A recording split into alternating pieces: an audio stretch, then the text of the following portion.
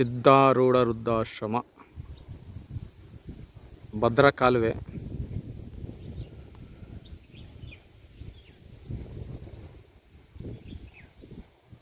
ಇದೇ ಸಿದ್ಧಾರೂಢ ವೃದ್ಧಾಶ್ರಮಕ್ಕೆ ಹೋಗುವ ದಾರಿ. ಹಾಯ್ ಫ್ರೆಂಡ್ಸ್, ನಾನು ನಿಮ್ಮ ಪ್ರೀತಿಯ ಅನಿಲ್ ಕುಮಾರ್. ಇವತ್ತು ಎಲ್ಲಿದ್ದೀವಪ್ಪ ಅಂತಂದರೆ ಸಿದ್ಧಾರೂಢ ವೃದ್ಧಾಶ್ರಮ, ಬಸವಪಟ್ಟಣ ಎಕ್ಸ್ಪ್ಲೋರ್ ಮಾಡ್ತೀನಿ ಅಂತ ಹೇಳಿದ್ದೆ ನಾನು ನಿಮಗೆ.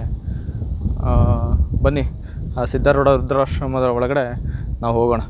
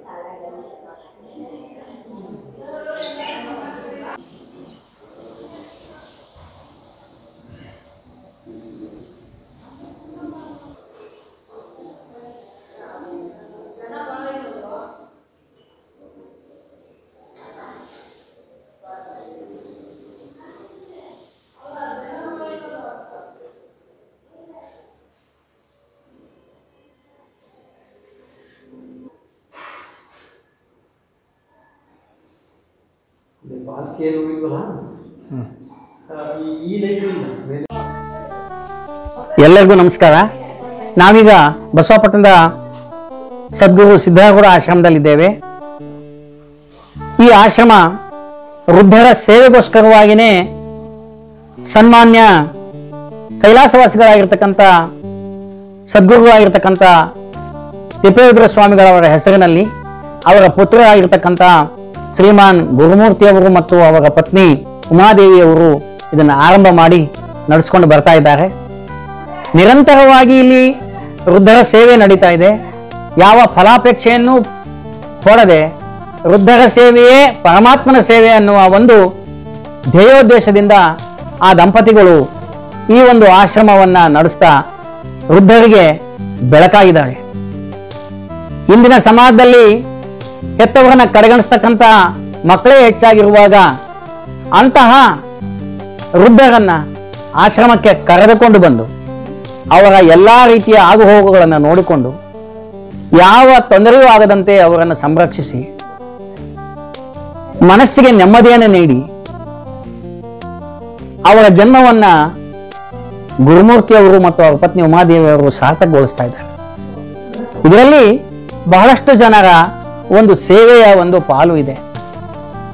ಅಧ್ಯಕ್ಷರಾಗಿರ್ತಕ್ಕಂಥ ಶ್ರೀಮಾನ್ ಬೆನ್ಕಪ್ಪನವರು, ಉಪಾಧ್ಯಕ್ಷರಾಗಿರ್ತಕ್ಕಂಥ ಶ್ರೀಮಾನ್ ಧನಂಜಯಪ್ಪನವರು, ಅದೇ ರೀತಿ ಕಾರ್ಯದರ್ಶಿಗಳಾಗಿರ್ತಕ್ಕಂಥ ಉಮಾದೇವಿಯವರು ಮತ್ತು ಇದರ ಕಾರ್ಯಕರ್ತರಾಗಿರ್ತಕ್ಕಂಥ ಶ್ರೀಮಾನ್ ಎಂ ಬಿ ರಾಜಪ್ಪನವರು, ಹೀಗೆ ಉಪಾಧ್ಯಕ್ಷರು ಆಗಿರ್ತಕ್ಕಂಥ ಎಚ್ ಶಿವಾನಂದಪ್ಪನವರು, ಹೀಗೆ ಅನೇಕ ಮಹನೀಯರ ಕೊಡುಗೆ ಇದರಲ್ಲಿ ಸೇರಿದೆ. ಯಾರಾದರೂ ಅಪೇಕ್ಷೆ ಪಟ್ಟು ನಾವು ನಿಮ್ಮ ಆಶ್ರಮಕ್ಕೆ ಈ ವೃದ್ಧರ ಸೇವೆಗೆ ಏನಾದ್ರು ಕೊಡ್ತೀವಿ, ದಾನ ಮಾಡ್ತೀವಿ ಅನ್ನೋರು ತಮ್ಮ ಉದಾರ ಮನಸ್ಸಿಂದ ಕೊಟ್ಟರೆ ಮಾತ್ರ ಅವರು ಸ್ವೀಕಾರ ಮಾಡ್ತಾ ಇದ್ದಾರೆ. ವೃದ್ಧರ ಸಂಖ್ಯೆ ಇಲ್ಲಿ ಬೆಳೀತಾ ಇದೆ. ಆದರೆ ವೃದ್ಧರ ಸಂಖ್ಯೆ ಬೆಳೆಯುವುದು ಸಮಾಜ ದೃಷ್ಟಿಯಿಂದ ಅಷ್ಟು ಒಳ್ಳೆಯದಲ್ಲ. ಆದರೂ ಕೂಡ ಆ ನೊಂದ ಜೀವಿಗಳಿಗೆ ಇಲ್ಲಿ ನೆಮ್ಮದಿಯನ್ನು ತರ್ತಕ್ಕಂಥ ಕಾರ್ಯ ನಡೀತಾ ಇದೆ. ಅವರ ಆಹಾರ, ಉಪಹಾರ, ವಸ್ತ್ರ ಇವುಗಳೊಂದಿಗೆ ಮಾನಸಿಕ ನೆಮ್ಮದಿಯನ್ನು ನೀಡಲಿಕ್ಕೆ ಆಧ್ಯಾತ್ಮಿಕ ಧಾರ್ಮಿಕ ಚಟುವಟಿಕೆಗಳು ಇಲ್ಲಿ ನಡೀತಾ ಇದ್ದಾವೆ. ಪ್ರತಿ ವರ್ಷ ಇಲ್ಲಿ ಹಲವಾರು ಕಾರ್ಯಕ್ರಮಗಳನ್ನು ನಡೆಸ್ತಾ ವೃದ್ಧರ ಒಂದು ಮನಸ್ಸು ಪ್ರಫುಲ್ಲಗೊಂಡು ಪರಮಾತ್ಮಲ್ಲಿ ಒಂದಾಗಲಿಕ್ಕೆ ಈ ಒಂದು ವೃದ್ಧಾಶ್ರಮ ಬಹಳಷ್ಟು ದಾರಿದೀಪವಾಗಿದೆ. ಇಂತಹ ಒಂದು ಕಾರ್ಯವನ್ನು ಮಾಡ್ತಾ ಇರ್ತಕ್ಕಂಥ ಗುರುಮೂರ್ತಿಯವರು ಮತ್ತು ಅವರ ಪತ್ನಿಯವರಿಗೆ ಇಡೀ ನಮ್ಮ ಸಮಾಜ ಋಣಿಯಾಗಿದೆ ಅಂತ ನಾನು ಈ ಸಂದರ್ಭದಲ್ಲಿ ಹೇಳ್ತಾ ಮಾತು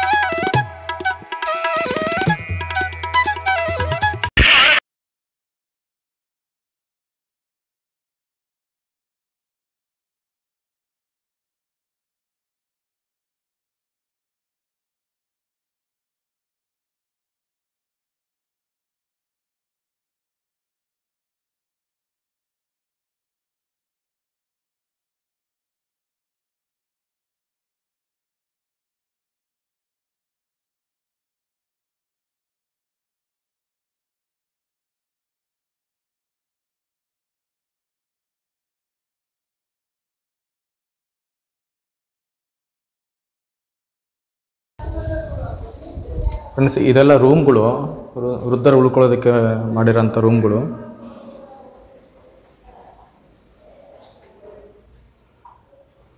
ಭಾಳ ವ್ಯವಸ್ಥಿತವಾಗಿ ಪ್ರತಿಯೊಂದನ್ನು ಅಚ್ಚುಕಟ್ಟಾಗಿ ವ್ಯವಸ್ಥೆಯನ್ನು ಮಾಡಿದ್ದಾರೆ ವೃದ್ಧರಿಗೆ ಉಳ್ಕೊಳ್ಳೋದಕ್ಕೆ.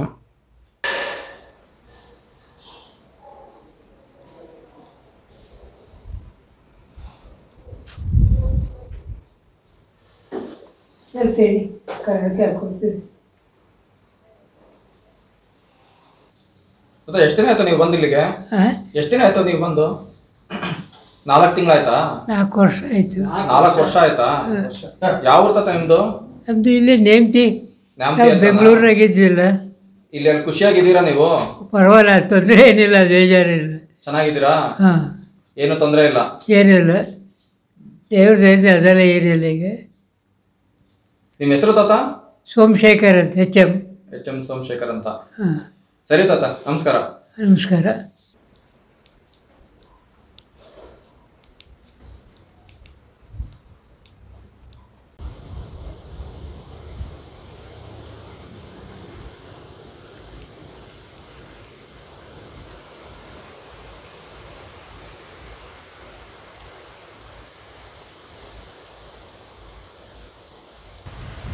ಇಲ್ಲಿ ಇನ್ನೊಂದು ಆಶ್ರಮದ ವಿಶೇಷ ಏನಂತಂದರೆ, ಇಲ್ಲಿ ಯಾವುದೇ ಥರದ ಕಟ್ಟಿಗೆಯನ್ನು ಆಮೇಲೆ ಸಿಲಿಂಡರ್ನ ಯೂಸ್ ಮಾಡಿ ವೃದ್ಧರಿಗೆ ಅಡುಗೆ ಮಾಡಲ್ಲ.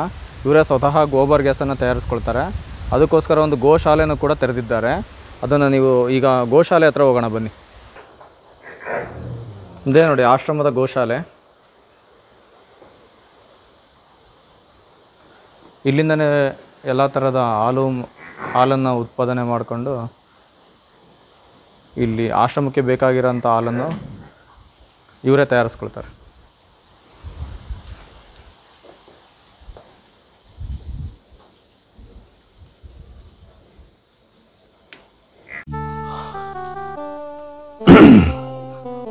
ಬಸವಾಪಟ್ಟಣದ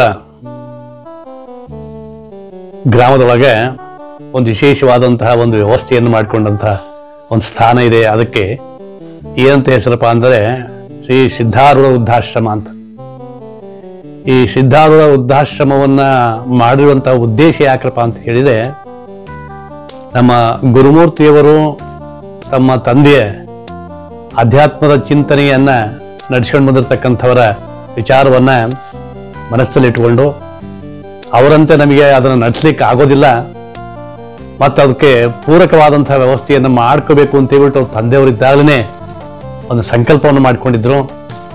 ಆ ಸಂಕಲ್ಪದಂತೆ ಈಗ ಒಂದು ವೃದ್ಧಾಶ್ರಮವನ್ನು ನಡೆಸ್ತಾ ಇದ್ದಾರೆ. ಗುರುಮೂರ್ತಿಯವರು ಏನೋ ಇದನ್ನ ತಮ್ಮಲ್ಲಿರ್ತಕ್ಕಂಥ ಹಣವನ್ನ ಖರ್ಚು ಮಾಡಿ ಬಿಲ್ಡಿಂಗ್ ಕಟ್ಟಿಕೊಂಡ್ರು. ಆ ವೃದ್ಧಾಶ್ರಮವನ್ನ ಶುರು ಮಾಡಿಕೊಂಡ್ರು. ಅದರ ವ್ಯವಸ್ಥೆಯನ್ನ ಪರಿಪೂರ್ಣ ನೋಡ್ಕೊಂಡು ಹೋಗೋರು ಅವರ ಧರ್ಮಪತ್ನಿ ಆಗಿರ್ತಕ್ಕಂಥ ಉಮಾದೇವಿಯವರು ಮತ್ತೆ ಅವರ ತಾಯಿಯಾಗಿರ್ತಕ್ಕಂಥ ಪಾರ್ವತಮ್ಮನವರು ಮತ್ತೆ ಅವರ ಮಕ್ಕಳು ಕೂಡ ಇದಕ್ಕೆ ಸಾಥ್ ಕೊಟ್ಟು ಈ ಆಶ್ರಮ ವ್ಯವಸ್ಥಿತವಾಗಿ ನಡ್ಕೊಳ್ಳಿಕ್ಕೆ ಕಾರಣವಾಗಿರುವಂತಹ ಅದನ್ನು ನಾವು ಕಂಡುಕೊಳ್ತಾ ಇದ್ದೇವೆ. ನಾನು ಇಲ್ಲಿಗೆ ನಮ್ಮ ಗುರುಗಳಾಗಿರ್ತಕ್ಕಂಥ ತಿಪ್ಪಿರುದ್ರಪ್ಪನವರ ಶಿಷ್ಯನಾಗಿ ಈ ವೃದ್ಧಾಶ್ರಮದ ಟ್ರಸ್ಟಿಯಾಗಿ ಕೂಡ ನಾನು ಇಲ್ಲಿಗೆ ಬರ್ತಾ ಇದ್ದೇನೆ. ಇದು ಹೇಗೆ ನಡೀತಾ ಇದೆಯಪ್ಪ ಅಂತ ಕೇಳಿದ್ರೆ, ಇದು ಯಾರದ್ದೇ ಆಶ್ರಯ ಮತ್ತೆ ಅನುದಾನ ಇಲ್ಲ. ತಮ್ಮ ಬರ್ತಕ್ಕಂಥ ಸಂಬಳ ಮತ್ತು ತಾಯಿಯಿಂದ ಬರ್ತಕ್ಕಂಥ ಪೆನ್ಷನ್ನಿಂದ ಈ ಆಶ್ರಮ ನಡೀತಾ ಇದೆ.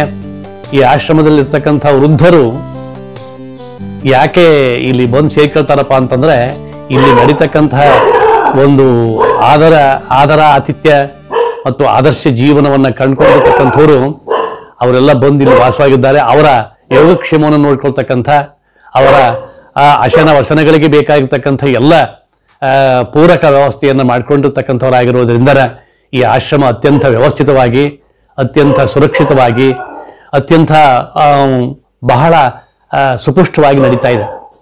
ಆರೋಗ್ಯಪೂರ್ಣವಾದಂತಹ ವ್ಯವಸ್ಥೆ ಇದೆ. ಆಮೇಲೆ ಇಲ್ಲಿಗೆ ಬಂದಿರತಕ್ಕಂಥವ್ರು ಯಾರೂ ಕೂಡ ಆಶ್ರಮದ ಬಗ್ಗೆ ಯಾವುದೇ ರೀತಿಯಾಗಿರ್ತಕ್ಕಂಥ ತಕರಾರು ಮಾಡದೆ ಇಲ್ಲಿ ಬಂದಿರತಕ್ಕಂಥ ಅವರು ನಾವು ಪುಣ್ಯ ಮಾಡಿದ್ದೇವೆ ಅನ್ನುವಂಥ ಭಾವನೆ ಇಟ್ಕೊಂಡು ಬರ್ತಾ ಇದ್ದಾರೆ. ವೃದ್ಧಾಶ್ರಮಗಳು ಇರಬಾರ್ದು, ವೃದ್ಧರನ್ನ ನಾವು ಮಾಡಬಾರ್ದು. ಆದರೆ ಇಲ್ಲಿ ಬಂದಿರತಕ್ಕಂಥ ನಿರಾಶ್ರಿತರನ್ನ ದೂರೀಕರಿಸುವಂತಹ ಒಂದು ವ್ಯವಸ್ಥೆ ಆಗಬಾರ್ದಲ್ಲ ಅಂತ ಹೇಳಿ ಇಲ್ಲಿ ಬರ್ತಕ್ಕಂಥವ್ರನ್ನ ಆದರ್ಶ ರೀತಿಯಲ್ಲಿ ನಡೆಸ್ಕೊಳ್ತಾ ಇದ್ದಾರೆ. ಈ ವ್ಯವಸ್ಥೆ ಹೀಗೆ ಬೇಕಾಗಿರ್ತಕ್ಕಂಥ ಆ ವ್ಯವಸ್ಥೆಯನ್ನ ನೋಡಿದರೆ ನಾವು ಕೂಡ ಇದಕ್ಕೆ ಕೈ ಜೋಡಿಸ್ಬೇಕು ಅನ್ನುವಂಥ ಭಾವನೆ ಬರ್ತದೆ. ಆಮೇಲೆ ಸುತ್ತಮುತ್ತಲಿನ ಏನು ನಮ್ಮ ಬಂಧು ಬಾಂಧವರಿದ್ದಾರೆ ಅಥವಾ ನಮ್ಮ ಭಕ್ತರಿದ್ದಾರೆ ಅವರೆಲ್ಲರೂ ಕೂಡ ತಮಗೆ ತಿಳಿದಂಥ ರೀತಿಯಲ್ಲಿ ದಾನ ಧರ್ಮಗಳನ್ನು ಕೂಡ ಈ ಆಶ್ರಮಕ್ಕೆ ಮಾಡ್ತಾರೆ.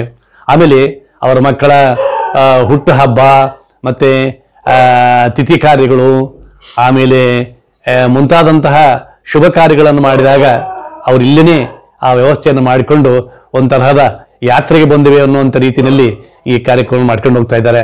ಹಾಗಾಗಿ ಈ ಆಶ್ರಮ ನಿಜವಾಗಿ ಕೂಡ ಒಂದು ವಿಶೇಷವಾದಂಥ ಯಾತ್ರಾ ಸ್ಥಳದ ರೂಪದಲ್ಲಿ ಕಾಣ್ತಾ ಇದೆ. ಹಾಗೆ ಇದು ಕೂಡ ಊರ್ಜಿತವಾಗಿ ಮುನ್ನಡೆದು ಹೋಗಲಿ, ಈ ಆಶ್ರಮ ಯಶಸ್ಸನ್ನು ಕಾಣಲಿ, ಇದಕ್ಕೆ ಬೇಕಾಗಿರ್ತಕ್ಕಂತಹ ಸವಲತ್ತನ್ನು ಸರ್ಕಾರ ಒದಗಿಸಿಕೊಡ್ಲಿ ಅಂತ ಹೇಳಿ ನಾವಾದರೂ ಕೂಡ ಸರ್ಕಾರವನ್ನು ವಿನಂತಿ ಮಾಡಿಕೊಳ್ತಾ ಇದ್ದೇವೆ. ಸರ್ಕಾರಕ್ಕೆ ಅರ್ಜಿಯನ್ನು ಕೂಡ ಹಾಕಿದ್ದೇವೆ, ಜೊತೆ ಅನೇಕ ಬಾರಿ ಓಡಾಡಿದ್ದೇವೆ. ಅದು ಯಶಸ್ಸಾಗಲಿಕ್ಕೆ ಕಾರಣೀಭೂತವಾಗಬೇಕು ನಮ್ಮ ಸರ್ಕಾರ ಅಂತ ಹೇಳಿ ನಾವಾದರೂ ಕೂಡ ಸರ್ಕಾರವನ್ನು ಒತ್ತಾಯ ಮಾಡ್ತಾ ಇದ್ದೇವೆ. ಇಷ್ಟು ಹೇಳಿ ನಾನು ಇವತ್ತಿನ ಈ ಆಶ್ರಮದಲ್ಲಿ ನನಗೆ ತಿಳಿದಂಥ 4 ಮಾತುಗಳನ್ನು ಆಡಿದ್ದೇನೆ. ನಮಸ್ಕಾರ.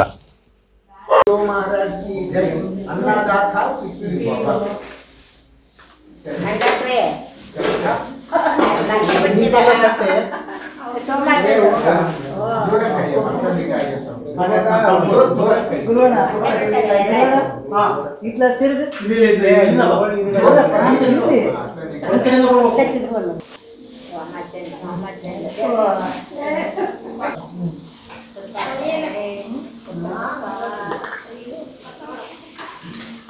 ನಾನು ಲಾಗೆದಾಗ ಅಪ್ಲ ಕೊಟ್ಟು ನಮಗೆ ಬಂದಿಲ್ಲ ಅಂತ ಏ ಅಪ್ಲ ಕೊಡ್ಲೇನಿದೆ ಕಡಿಮೆ ಇಟ್ಟು ಒಂದು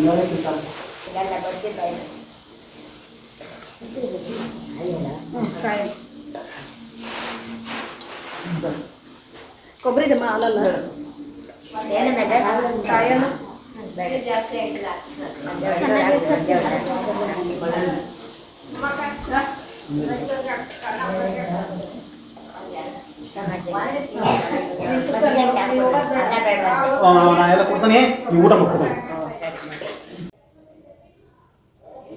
ಸ್ವಾಮೀಜಿ ನೀವು ಎಷ್ಟು ವರ್ಷ ಆಯ್ತು ಇಲ್ಲಿಗೆ ಬಂದು? 1 ವರ್ಷ ಕರೆಕ್ಟಾಗಿ 9ನೇ ತಿಂಗಳು 6ನೇ ತಾರೀಕು 20ನೇ ಇಸ್ವಿ ನೋಡ್ರಿ ನಮ್ಗೆ ಬಂದಿದ್ದು.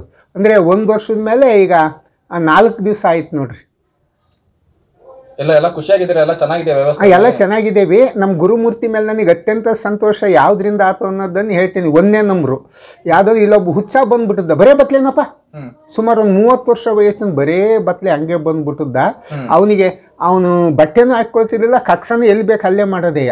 ಯಾರ ಮಾತಾಡ್ಸಿರ ಹಾವು ಅಂತ ಒಂದೊಂದೇ ಮಾತನ್ನೇ ಮಾತಾಡೋನು. ಅಂಥನಿಗೂ ಕೂಡ ಇವ್ರು ಊಟ ವಸತಿ ಕೊಟ್ಟು ಇಟ್ಕೊಂಡ್ರು. ವಸತಿಗೆ ಅವ್ನು ರೂಮ್ ಕೊಟ್ಟರೆ ಇರಲಿಲ್ಲ, ಬಯಲಾಗ ಎಲ್ಲಿ ಬೇಕು ಅಲ್ಲೇ ಮಕ್ಕಂತದ್ದ.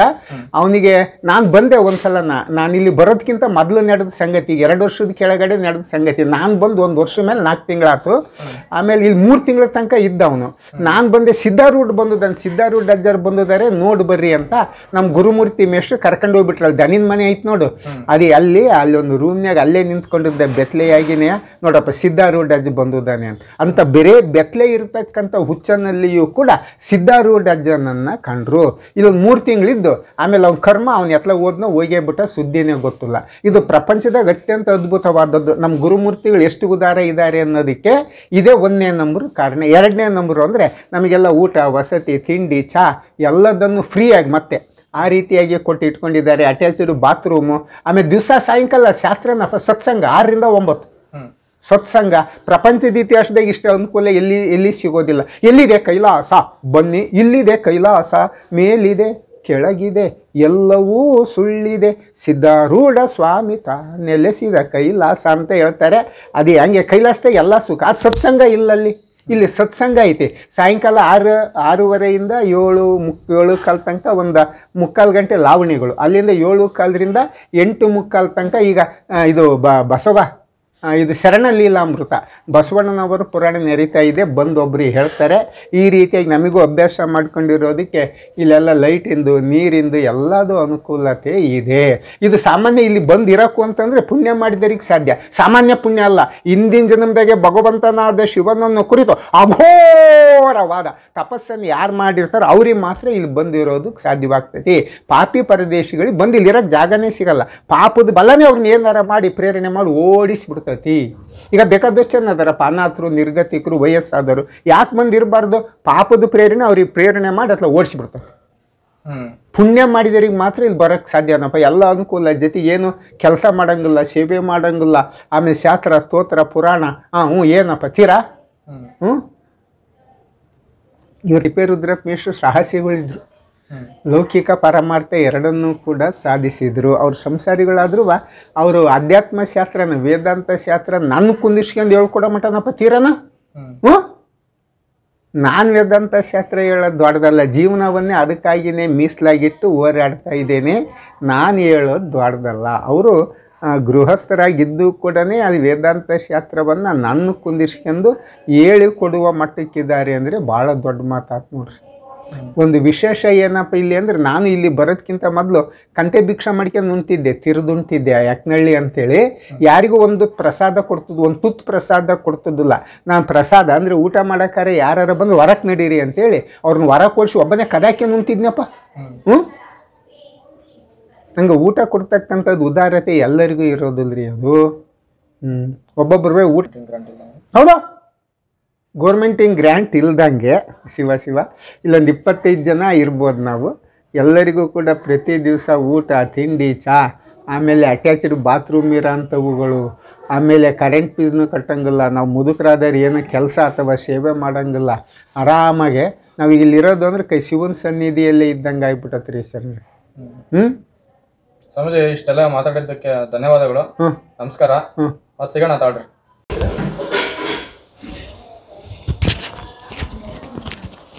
ನೋಡಿ ಸ್ನೇಹಿತರೆ, ಇಷ್ಟೆಲ್ಲ ಈಗ ನೋಡಿದ್ರಿ ವೃದ್ಧಾಶ್ರಮದ ಬಗ್ಗೆ.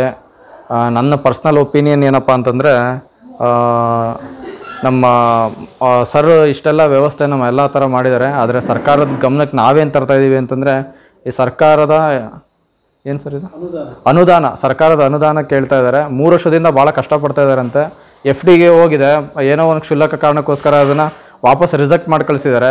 ಅದು ಒಂದ್ಸಲಿ ಅಲ್ಲಿ ರಿಜೆಕ್ಟ್ ಆಯಿತು ಅಂದರೆ ಮತ್ತೆ ದಾವಣಗೆರೆ ಡಿಸ್ಟಿಕ್ಕಿಗೆ ಬರಬೇಕು, ಮತ್ತೆ ಹೊಸ್ದಾಗಿ ಪ್ರಯತ್ನ ಪಡಬೇಕು. ಇಷ್ಟೆಲ್ಲ ಆದ್ರೂ ಸರ್ಕಾರದಿಂದ ಯಾವುದೇ ಥರದ ಅನುದಾನ ತಗೊಳ್ತಾರೆ. ಅವರ ಅಮ್ಮನ ಫಂಕ್ಷನ್ನು ಮತ್ತು ಮಾಸ್ಟರ್ ಗುರುಮೂರ್ತಿ ಸರ್ ಅವರ ಸಂಬಳದ ಅಂದರೆ ಸಂಬಳದ ಆಧಾರದ ಮೇಲೆ ಈ ವೃದ್ಧಾಶ್ರಮ ನಡೀತಾ ಇರೋದು. ದಯವಿಟ್ಟು ಸರ್ಕಾರ ಇದಕ್ಕೆ ಅನುವು ಮಾಡಿಕೊಡ್ಬೇಕು ಅಂತ ನಾನು ಕೇಳ್ಕೊತೀನಿ.